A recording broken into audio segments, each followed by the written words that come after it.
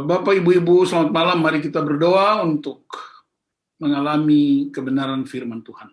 Ya Tuhan, kami rindu mengalami firman-Mu, kebenaran-Mu, kuasa-Mu, kasih-Mu yang memberi kami kemenangan. Urapi hamba-Mu dan setiap anak-anak-Mu dan seluruh fasilitas teknologi yang kami gunakan. Di dalam nama Tuhan Yesus Kristus. Haleluya. Amin. Saudara-saudara, saya akan memberi beberapa materi, lalu kemudian kita akan sharing. Ya. Saya memilih judul Allah berjanji, manusia mengingkari, Allah menebus, manusia menikmati. Hari ini pertemuan pasutri, yang sekaligus juga hari ini adalah hari ulang tahun dua sahabat kita, ulang tahun pernikahan, yaitu Pak Luhut dan Ibu Adriana, dan juga Pak Thomas Wijayanto dan Ibu Astrid. Kita bersyukur untuk kebaikan-kebaikan Tuhan. Saya akan mulai, saudara-saudara, mengajak kita untuk merenungkan kebenaran ini. Mari kita buka Kejadian pasal 2 ayat 16 dan 17. Lalu Tuhan Allah memberi perintah ini kepada manusia, semua pohon dalam taman ini boleh kau makan buahnya dengan bebas. Tetapi pohon pengetahuan tentang yang baik dan yang jahat itu, janganlah kau makan buahnya, sebab pada hari yang kau memakannya, pastilah engkau mati. Ayat ini tidak asing lagi, saudara-saudara, buat kita, tapi kita sangat mengerti bahwa ayat ini memberi ketetapan yang sangat tegas. Allah berfirman, Allah memberi perintah. Ingat, firman Allah itu perintah. Firman Allah itu bukan undangan, bukan saran, bukan masukan, tetapi perintah. Dan Allah tahu mengapa Dia memerintahkan manusia. Untuk apa? Memproteksi karyanya, memproteksi ciptaannya. Dan Allah tidak hanya memproteksi, tapi juga Allah menyediakan semua yang dibutuhkan, semua yang diperlukan. Perhatikan baik-baik, ini kebutuhan manusia. Dalam proteksi penyediaan itu, Allah menjaga kehidupan. Itu yang pertama. Tapi mari kita perhatikan pada pasal 3 ayat 1-6 justru bertentangan, bukan lagi kebutuhan, tetapi keinginan. Kehadiran sumber yang lain. Iblis berbohong, iblis mencuri kemuliaan Allah, iblis memperdaya manusia, iblis memalsukan. Dan perhatikan, manusia lebih suka dengar iblis. Kenapa? Karena keinginannya. Perhatikan tentang buah itu, Kejadian 3 ayat 1-6, saya ingin baca buat kita, adapun ular ialah yang paling cerdik dari segala binatang di darat yang dijadikan oleh Tuhan Allah. Ular itu berkata kepada perempuan itu, tentulah Allah berfirman, semua pohon dalam taman ini jangan kamu makan buahnya, bukan? Lalu sahut perempuan itu kepada ular itu, buah pohon-pohonan dalam taman ini boleh kami makan. Tetapi tentang buah pohon yang ada di tengah-tengah taman, Allah berfirman, jangan kamu makan ataupun raba buah itu, nanti kamu mati. Tetapi ular itu berkata kepada perempuan itu, sekali-kali kamu tidak akan mati. Tapi Allah mengetahui bahwa pada waktu kamu memakannya, matamu akan terbuka, dan kamu akan menjadi seperti Allah, tahu tentang yang baik dan yang jahat. Perhatikan ayat 6, saudara-saudara. Perempuan itu melihat bahwa buah pohon itu baik untuk dimakan. Jadi ada kebaikan tentang buah itu. Dan sedap kelihatannya. Lagi pula pohon itu menarik hati karena memberi pengertian. Tidak ada yang salah dengan pohon itu. Tidak ada yang salah dengan buah pohon itu. Buah pohon itu baik, yes. Baik untuk dimakan, yes. Sedap kelihatannya, yes. Menarik hati karena memberi pengertian, yes. Tidak ada yang salah di situ. Tetapi karena keinginan manusia. Di pasal 2 ayat 16-17, Allah menyediakan kebutuhan. Di pasal 3, manusia mewujudkan keinginannya.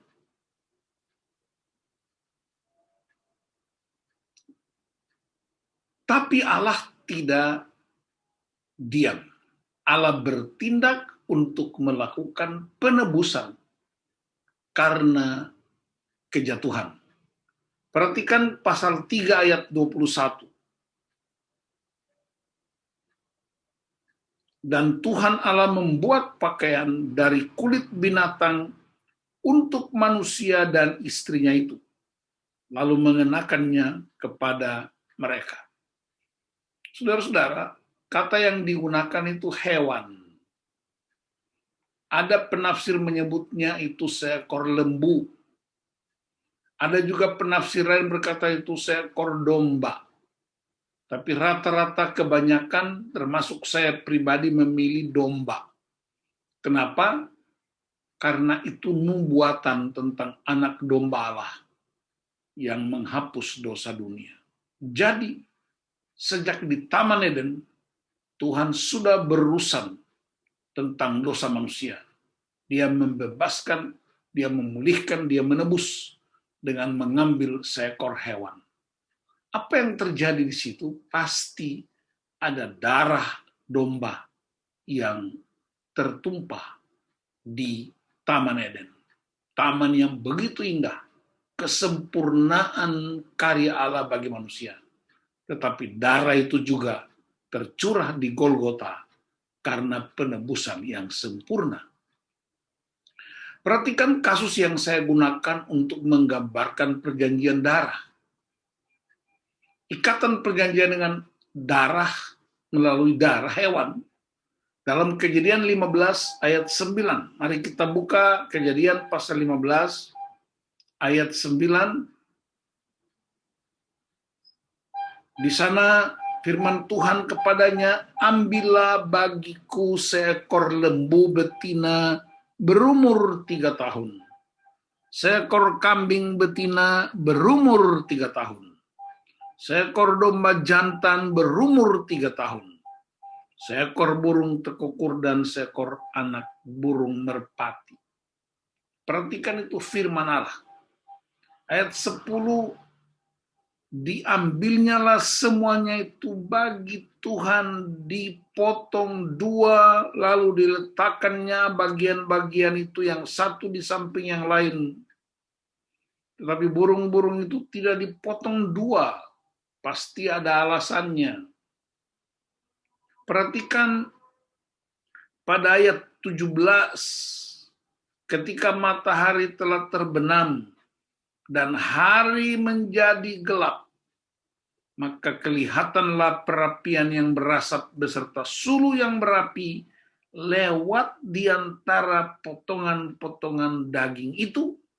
Pada hari itulah Tuhan mengadakan perjanjian dengan Abraham serta berfirman, kepada keturunanmu lah kuberikan negeri ini, mulai dari sungai Mesir sampai ke sungai yang besar itu, sungai Efrat. Perhatikan Bapak Ibu-Ibu, Allah berjanji di atas namanya, kesuciannya, keagungannya, integritasnya, karakternya. Dan untuk memberi tanda buat Abraham, dia menyuruh Abraham untuk membelah hewan-hewan kurban itu. Ada apa? Kenapa enggak langsung dibakar utuh? Tapi kenapa harus dibelah? Perhatikan yang pertama, karena yang dibutuhkan dalam perjanjian itu adalah darah. Dan saudara perhatikan, membayangkan satu ekor hewan dibelah dua. Bukan dipotong dua, tapi belah, berarti dari kepala sampai ke bawah.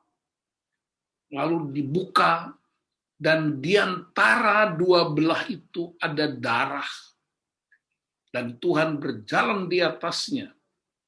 Apa artinya ini, saudara-saudara? Untuk membuktikan kepada Abraham, Tuhan mau kasih pesan begini, jika aku tidak setia dengan janjiku, jika aku tidak menggenapi janjiku, integritasku, kesucianku, karakterku, keagunganku, kemahakuasanku akan terbelah dua, seperti hewan-hewan ini, di mana semuanya tidak lagi menjadi utuh. Kesucian Allah dipertaruhkan, keagungan Allah dipertaruhkan, integritas Allah dipertaruhkan di atas darah, dengan memberi peringatan penting buat Abraham. Aku tidak akan lebih hebat dari semua yang terbelah, yang rapuh, yang tidak bisa dipakai lagi. Belakangan, saudara-saudara, kitab Ibrani, maaf di situ salah ketik, bukan Ibrani tapi Ibrani 6 ayat 13. Allah bersumpah demi dirinya sendiri kepada Abraham. Mari kita baca Ibrani pasal 6 ayat 13. Ibrani 6 ayat 13. Sebab ketika Allah memberikan janjinya kepada Abraham, ia bersumpah demi dirinya sendiri, karena tidak ada orang yang lebih tinggi daripadanya. Allah tidak berjanji bersumpah demi nama ibunya, karena Allah tidak punya ibu. Allah juga tidak bersumpah demi bait Allah, karena bait Allah tidak cukup sakral untuk menegaskan sumpah Allah.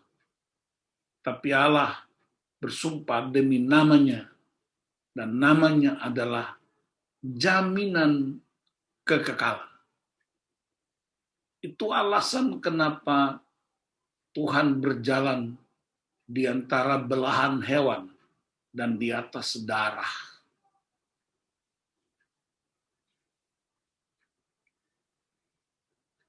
Mazmur 89 ayat 35. Mari kita buka ayatnya, saudara-saudara, untuk menambah perbendaharaan ayat kita tentang konsistensi Allah. Mazmur 89 ayat 35.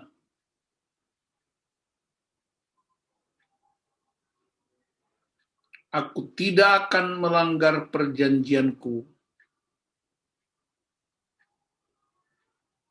dan apa yang keluar dari bibirku tidak akan kuubah. Allah tetap konsisten. Apapun perubahan dan ketidaksetiaan manusia, Allah tidak pernah melanggar janjinya, tidak pernah membatalkan atau mengubah ucapan bibirnya.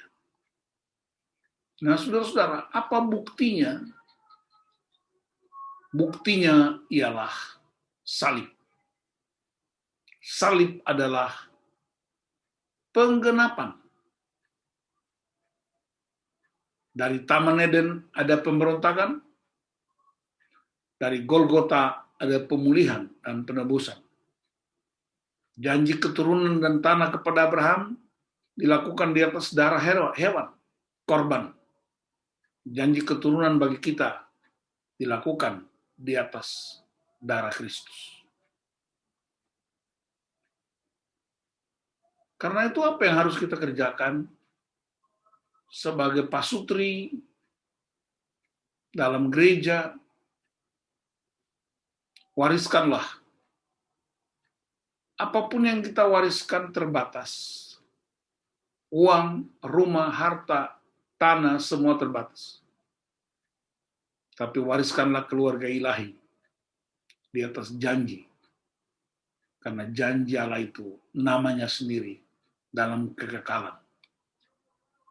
Jadi Bapak, Ibu-Ibu, Saudara-saudara, saya ingin mengajak kita untuk merefleksikan perjalanan pasutri kita. Karena pasutri itu ditebus dengan darah Kristus. Dan kita tidak punya ruang untuk merusak perjanjian Allah. Saya berdoa supaya melalui refleksi singkat dengan beberapa ayat yang saya kutip, meneguhkan kita bahwa sedalam-dalamnya kejatuhan kita, Allah tetap setia pada janjinya. Dan karena itu, kita akan terus mewariskan janji-janji Allah. Saudara-saudara, perhatikan hari-hari ini, dalam masa COVID ada begitu banyak hamba Tuhan yang dipanggil Tuhan. Ya, baik itu karena COVID, baik itu karena penyakit-penyakit pada umumnya. Hari ini pun seorang hamba Tuhan umur 74 tahun dipanggil Tuhan. Saya terus merenung apa yang mau kita wariskan dalam keadaan-keadaan semacam ini. Ketika ada seorang hamba Tuhan dari Eropa yang bicara tentang pertumbuhan gereja, kesempatan itu saya bertanya kepadanya, karena dia mengutip gaya hidup gereja mula-mula, gaya hidup jemaat-jemaat di Asia Kecil. Terus-menerus, dia minta gereja untuk meniru gaya hidup jemaat mula-mula. Hamba Tuhan ini namanya Christian Schwartz, ahli pertemuan gereja.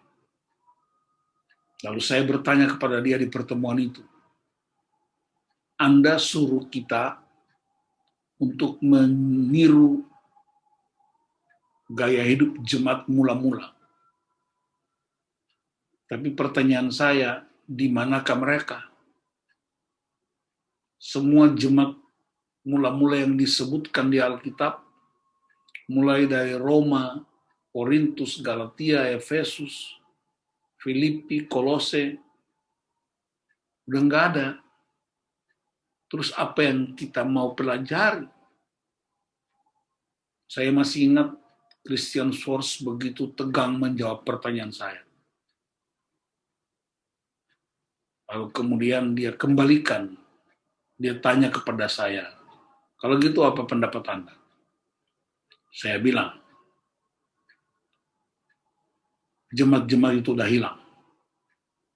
Tapi value kerajaan Allah, nilai-nilai kerajaan Allah, terus berkumandang, membaharui kekristenan, membaharui gereja, membaharui dunia dari generasi ke generasi.